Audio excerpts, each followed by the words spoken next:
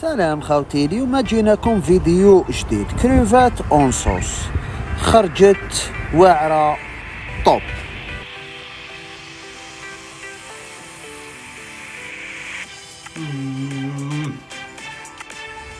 نحكمو طاجين ولا طنجرة، زيت، توم، رند، ملح، فلفل كحل، فلفل عكري والزعفران.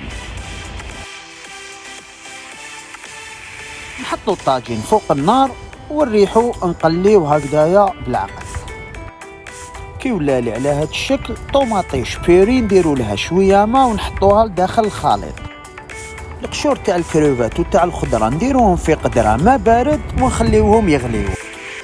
نقلي الطوماطيش تاعي مليح حوالي 5 ل 10 دقائق، ومن بعد نمرقوها بهذاك المرق اللي خدمناه تاع القشور تاع الكروفات. غير تبدا المرقه تغلي نغطيوها ونخلوها طيب 20 دقيقه. بعد 20 دقيقه هاي كيفاش ولات لاصوص. نبداو نحطو الكروفات. كي نحطو الكروفات لاصوص تاعنا تبرد، نخلوها حتى تبدا تغلي، نعاودو نغطوها ونطيبوها 25 دقيقه وتكون الكروفات تاعنا واجده. وهاي اللي كيفاش خرجت. خوتي ربي يحفظكم وربي يطول في عمركم، وان شاء الله يكون عجبكم الفيديو.